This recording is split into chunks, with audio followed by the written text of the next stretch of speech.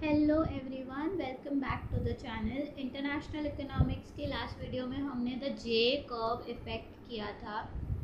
J curve effect, what it said was कि depreciation के time पे, इधर वही मेंशन है कि डेप्रिसिएशन का जो इफेक्ट है वो स्टार्टिंग में नहीं दिखता, रादर प्राइस जिस हिसाब से इफेक्ट दिखना चाहिए वो उस हिसाब से नहीं दिखता based on the elasticity.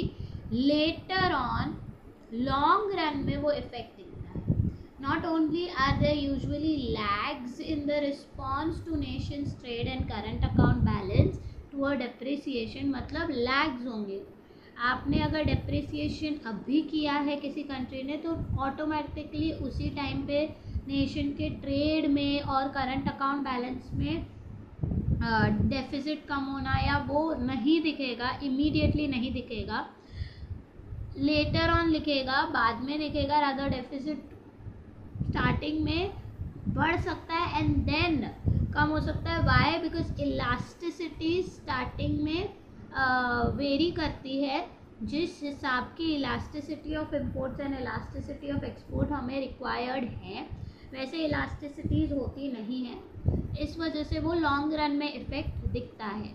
And there may even be a perverse response for a while the J curve effect. तो स्टार्टिंग में इट कैन बी आपको रिस्पॉन्स चाहिए कि डेप्रिसिएशन की वजह से डेफिसिट कम हो, रादर आपको है ना इमीडिएट इफेक्ट ये देखने को मिलेगा कि डेप्रिसिएशन की वजह से डेफिसिट और ज़्यादा बढ़ चुका है। और आप बोलोगे हमारा गलती तो नहीं हो गया डेप्रिसिएशन करके, बट नहीं, it is J curve effect. That is in the beginning you can see a reverse effect, but later on it will tend to be normal. But also the increase in the domestic price, ये तो एक चीज़ था ही कि आपको reverse effect starting में देखने को मिलेगा। बट दूसरी चीज़ ये है कि इंक्रीज, हमने क्या बोला था, हमने एक टॉपिक किया था इसी चैप्टर में कि जब डेप्रिसिएशन होता है तब domestic price of imported commodities बढ़ जाते हैं। ठीक है, तो वो चीज़ हमने देखा था। और हमने ये कहा था कि अगर 10% डेप्रिसिएशन हो रहा है तो 10% से प्राइस को बढ़ना चाहिए। जब आई गेस हम लोग डेरिवेशन कर रहे थे डिमांड एंड सप्लाई कर्व की, based on the demand of export, demand of supply of export and demand of import and demand supply of import के तौर पे, तब हमने शायद ये चीज़ की थी। तो आप वो वीडियो देख सकते हो तो आपको क्लियर हो जाएगा। तो अगर 10% का डेप्रिसिएशन हो रहा है तो वी एक्सपेक्ट दैट 10% का डोमेस्टिक प्राइस इम्पोर्टेड कमोडिटीज़ का बढ़े। बट ये चीज़ भी रियलिटी में नहीं होती है, in the sense increase in the domestic price of the imported commodity may be smaller than the amount of depreciation। मतलब अगर 10% का depreciation हुआ है तो ये 10% से increase नहीं होगा, शायद 8 या 7% से increase हो, तो हमें effect फिर देखने को नहीं पड़ेगा। even after the lags के बाद भी, मतलब long run के बाद भी ये जो प्राइस का इंक्रीज है वो less than the amount of depreciation देखने को मिलता है। That is known as the pass through from depreciation to domestic price में बी लेस देन कंप्लीट। तो जो पास थ्रू था कि डेप्रिसिएशन का इफेक्ट डोमेस्टिक प्राइस पे पास ऑन हो रहा है, कि 10% डेप्रिसिएशन का इफेक्ट 10% इंक्रीज इन प्राइस में देखने को मिल रहा है, वो जो पास हो रहा है वो कम्प्लीटली पास नहीं हुआ है। The pass through from depreciation to the price may be less than complete. For example 10% depreciation in nation's currency, अगर नेशन के करेंसी में 10% डेप्रिसिएशन हुआ है तो हम सोचते हैं अकॉर्डिंग टू द थियोरी कि 10% प्राइस इंक्रीज होना चाहिए, but may result in less than 10% increase in domestic currency price of the imported commodity in the nation. But ये क्या करता है, ये लेस देन 10% इंक्रीज दिखाता है डोमेस्टिक करेंसी प्राइस में।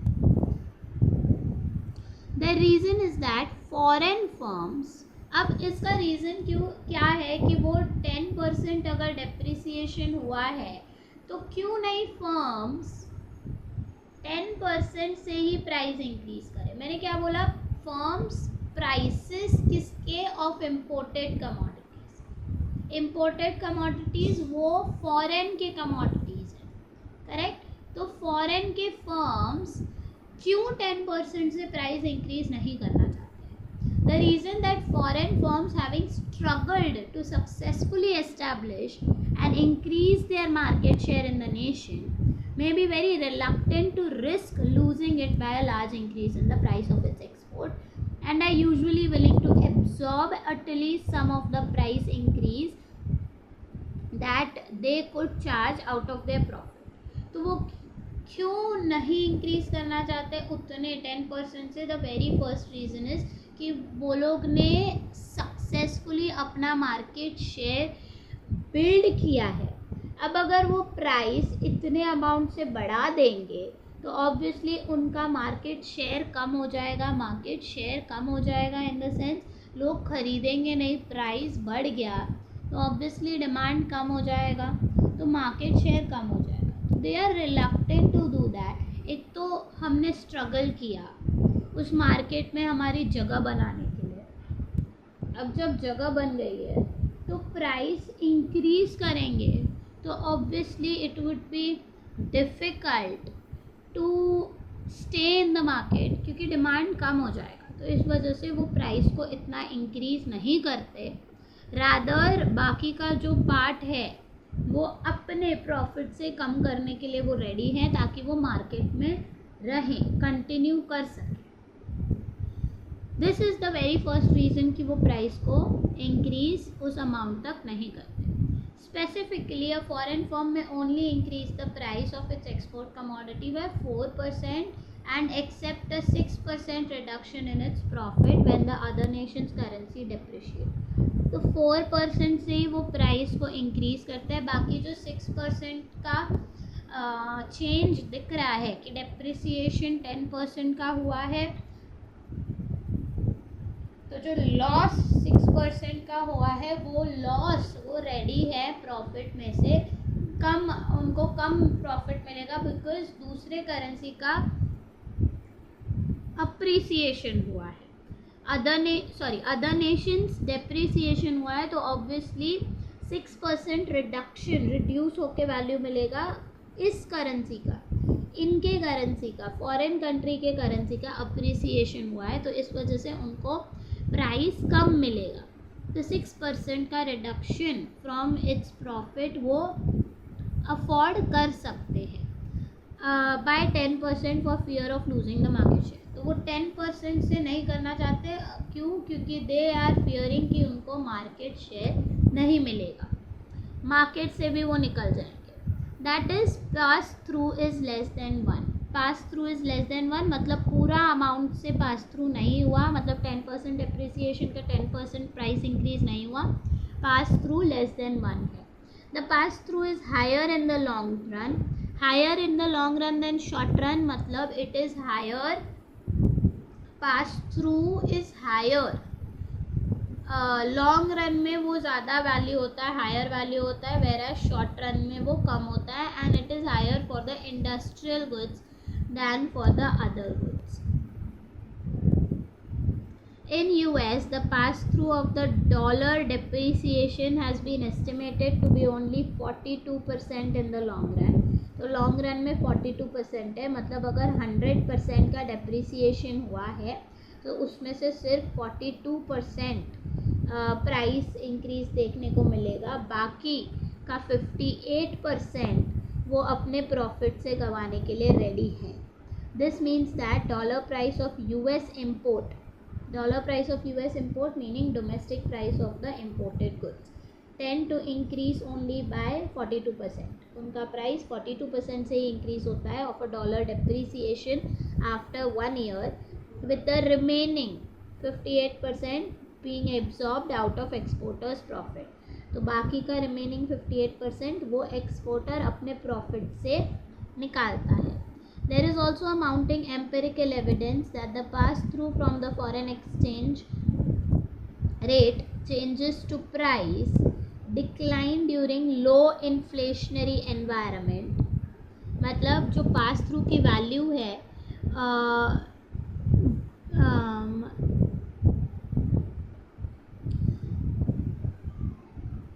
पास थ्रू की वैल्यू है वो डिक्लाइन होती है when there is low inflationary environment. Low inflationary environment meaning जहाँ पे प्राइसेस बहुत कम है ऑफ द पास्ट 2 डिकेड्स. अगर लास्ट 2 डिकेड्स में प्राइसेस बहुत कम है तो आपको पास थ्रू भी लो देखने को मिलेगा, वो कम होते हुए देखने को मिलेगा. And it is lower for the trade in primary commodities than for the foreign trade in manufactured products and in trade with China.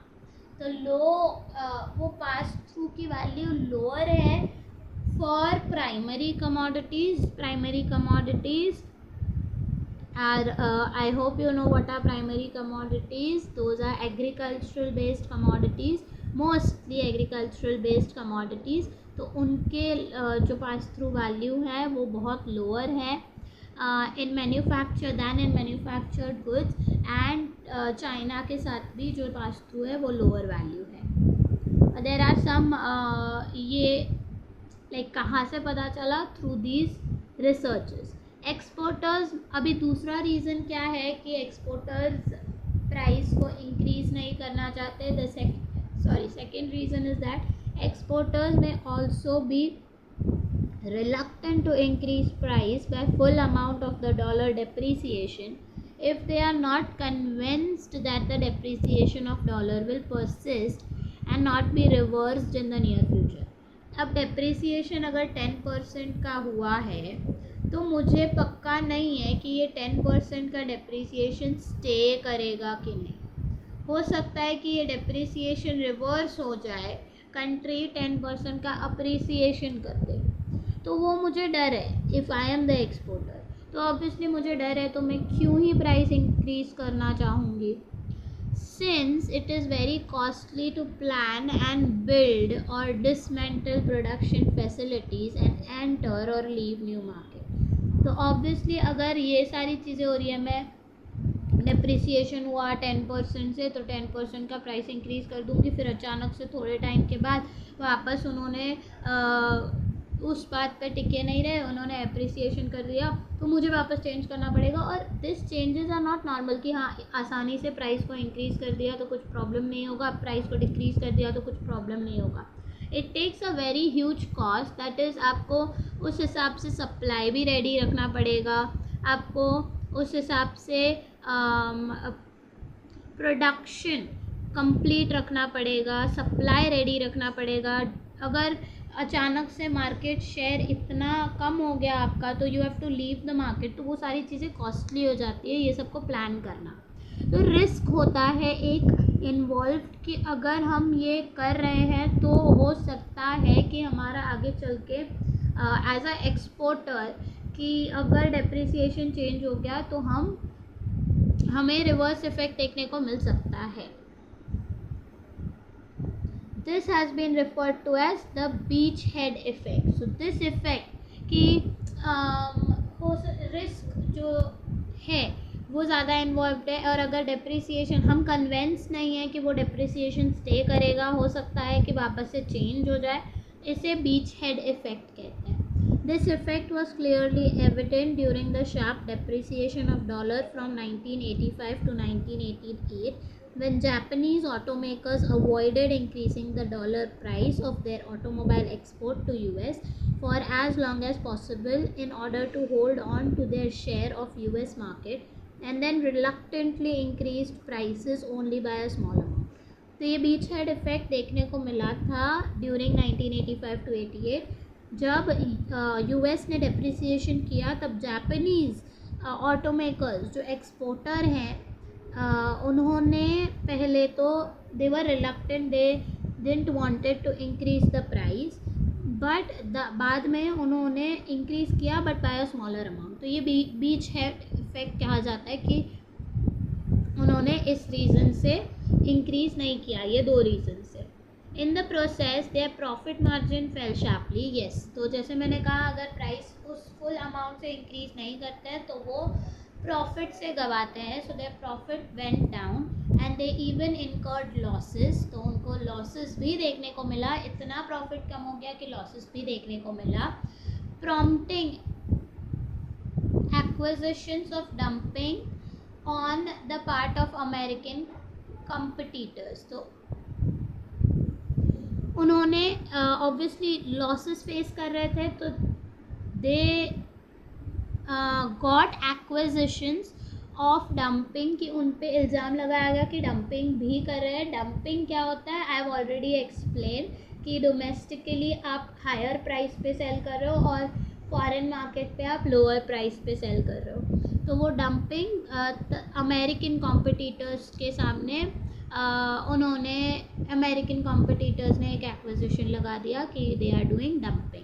At the same time, US automakers chose to increase price in order to rebuild their profit margin instead of holding the line on prices and recapturing market share from Japanese. तो उसी time पे US के ऑटोमेकर्स ने क्या किया, ठीक है ऐसी चीज़ हो रही है तो हम भी हमारा प्राइस इंक्रीज़ करते हैं ताकि हम हमारे प्रॉफिट मार्जिन बढ़ा सकें एंड जापानीज़ से हम मार्केट शेयर ले सकें। This is it for the topic that was passed through, currency pass through, कि बेसिकली क्या है कि डेप्रिसिएशन अगर होता है 10% का तो we expect the domestic price of import to increase by the same amount, that is 10%, but this is not seen. Same 10% से इंक्रीज नहीं होता है, लेस देन 10% से इंक्रीज होता है एंड लेस देन 10% इंक्रीज होता है। They gave 2 reasons. First reason ये है कि they are reluctant to lose the market share. अगर वो इंक्रीज कर देंगे, कौन, एक्सपोर्टर्स प्राइस को इंक्रीज कर देंगे। And second, they are not sure